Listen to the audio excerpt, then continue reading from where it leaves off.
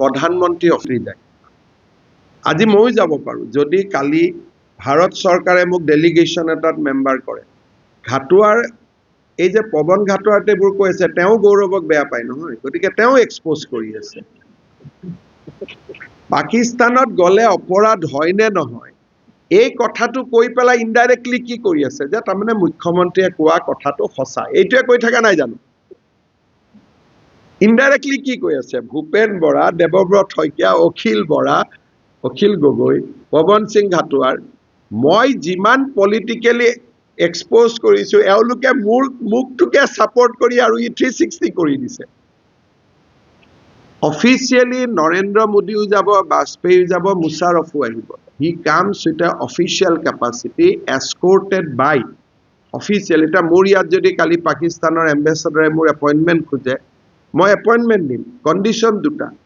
ইয়াতে ministry of external এফেয়াৰ্ছৰ এজন মানুহ বহি থাকিব লাগিব আৰু মোৰ লগত চিফ ছেক্ৰেটাৰী বহি থাকিব লাগিব, আৰু আমি যি কথা পাতিম তাৰ এখন ৰেকৰ্ডেড মাইনোটছ বনিব।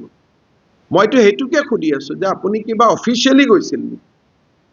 পাকিস্তানত যোৱাটো ভুল হ'ব নোৱাৰে। ইফ ইউ হেভ গান ইন এ অফিচিয়েল কেপাচিটি। এটা নৰেন্দ্ৰ মোদী ক'ত ক'ত গৈছিল এইটোতো চবেই জানা কথা। মনমোহন সিং ক'ত ক'ত গৈছিলে প্ৰত্যেক মিনিটটো আমি জানো। এই 15 দিনৰ মিনিটটো ঘাটুৱাৰ ডাঙৰীয়াই জানে নেকি ক'ত ক'ত গৈছে? গতিকে যি কথা প্ৰটেক্ট কৰিলে উল্টাই তেওঁৰে বিপদ হয়, যাক প্ৰটেক্ট কৰিব খুজিছে তেওঁৱে এক্সপ'জ হয়।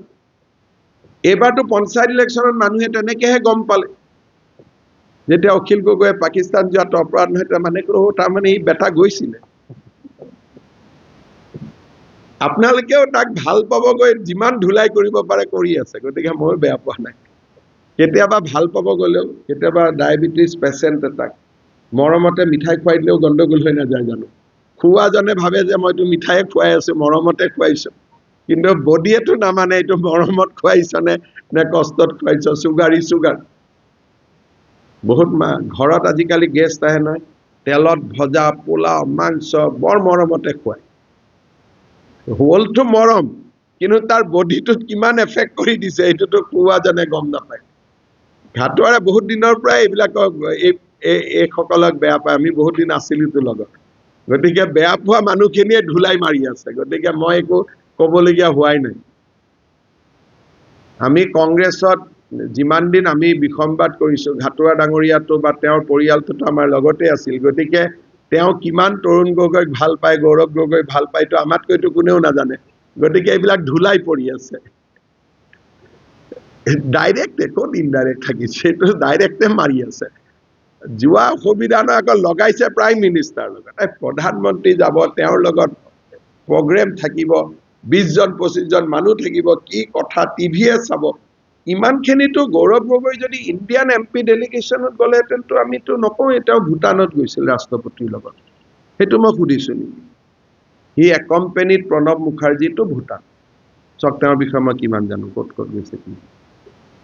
চ' he accompanied Pranab Mukherjee to Bhutan in Indian air force flight. সেইটোতো মই ইয়াত কোৱা নাই, কাৰণ তেওঁ ৰাষ্ট্ৰপতিৰ লগত গৈছে, অফিচিয়েল ডেলিগেশ্যনত গৈছে।